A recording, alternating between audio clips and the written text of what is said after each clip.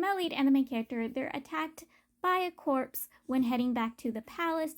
Somebody had sent the corpse to assassinate them and stop them from arriving back at the palace.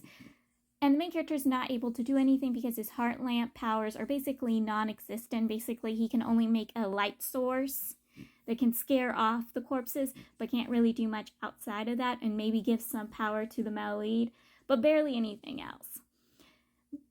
So they have to run away. Once they arrive back at the palace, the male lead rips into the main character physically and verbally. He didn't believe the main character a bit from the get-go, but was starting to believe the main character until he saw that the main character couldn't really do anything against the corpse, and the fact that he found the main character at the homes of rebelliers, and the fact that the main character had been traveling with his traveling companion, who, is a rebellier. He's starting not to believe the main character's words, and is, like I said, physically and verbally attacking the main character. And the main character, not in the greatest mindset after finding out news that his parents were killed by his childhood friend, is literally broken and literally telling the male lead all what the male lead wants to hear, and telling the male lead to kill him. And so the male lead lets him go.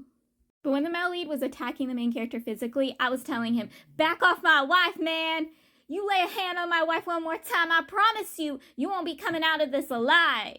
You hear me? Back off my wife! The Emperor wants to see the main character, so the main character goes to see the Emperor. And he wants to specifically play matchmaker for the main character. He wants to matchmake the main character either with the male lead or the concubine's cousin.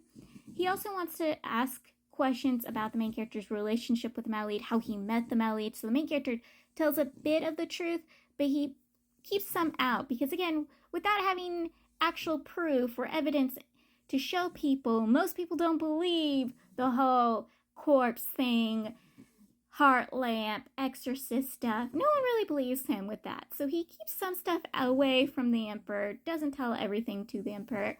He also finds out that the Emperor's personal secretary's distant cousin is his martial brother, his older martial brother. He's only met this martial brother twice in his life, and this martial brother has already passed away.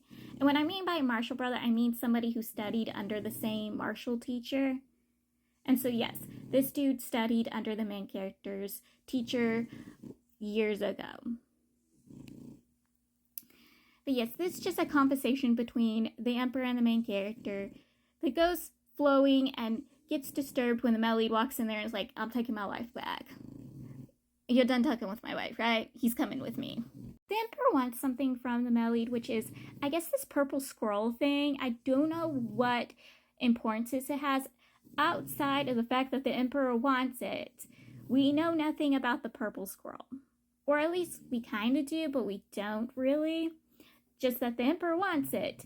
And his personal secretary basically tells him to pull dirty tricks to enforce the male lead to give it up to him.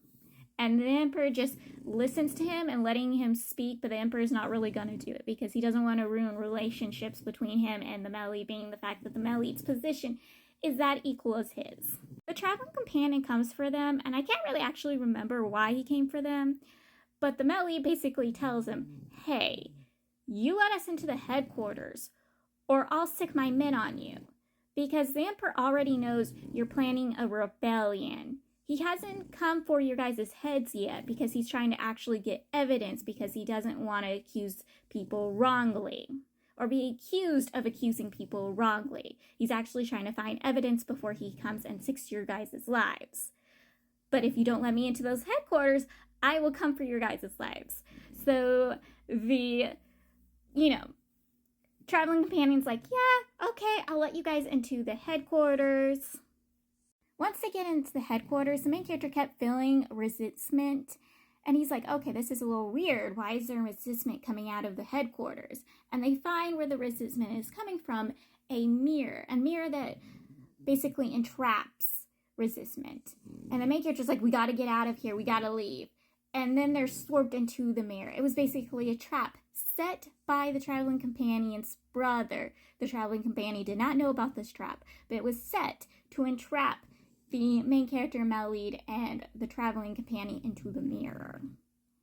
And inside the mirror, where the resistment was being held, this is where the brother was basically creating the corpses.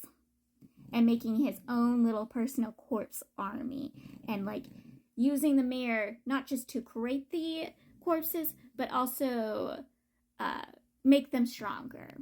The traveling companion's brother doesn't get to keep the mirror for very long because the main character's dog, who has been basically not mentioned this entire time after the main character and Melly departed with the traveling companion the first time, because the main character left the dog with the traveling companion, and the dog is finally mentioned again, finally, because the main character went, "Oh, hi, buddy," and then the dog's like, "Ooh," but when the dog felt the resentment coming from the room, he ran away. But once he realized the main character and the others had been captured by the brother, he swoops in, steals the mirror, and runs out of there. And I'm going, best loyal dog ever.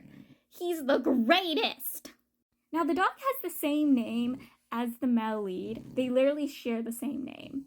And the emperor's searching for the male lead because the male lead was supposed to have dinner with him, so the emperor could convince him to hand over the purple squirrel and also get the male lead to answer some of the questions that he's suspicious about that the male lead was keeping from him. He wants to know more information that the male lead is keeping from him. He also wants the purple squirrel.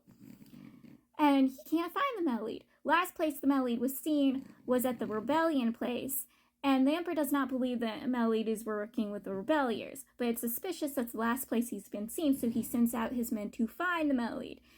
And it's also suspicious when they find out after the last location, the rebelliers' family, the traveling companion's family, is now out searching, had sent their servants to search for the name of the male lead. Remember, the dog has the same name as the male lead. So yes, it's a whole mess. So instead of getting the male lead, he gets the dog with the mirror in his mouth, and he's like, yeah, takes the mirror out of the dog's mouth, doesn't know what's up with the mirror, why the dog really badly wants the mirror. He wanted to throw the dog out, but the concubine's like, no, don't harm the dog, and she gets to keep the dog in the mirror. And this is the part where I start getting a little suspicious about her. So inside the mirror, it's basically centuries before this time period. It's another little world that was captured and inside the mirror, kept in a certain time. And the main character is like, this is perfect. This is the time when the headquarters was still established and important. So they rush to the headquarters while having to fight off corpses to live. They get inside the headquarters and they're searching for all the information. The main character finds information about the heart lamp.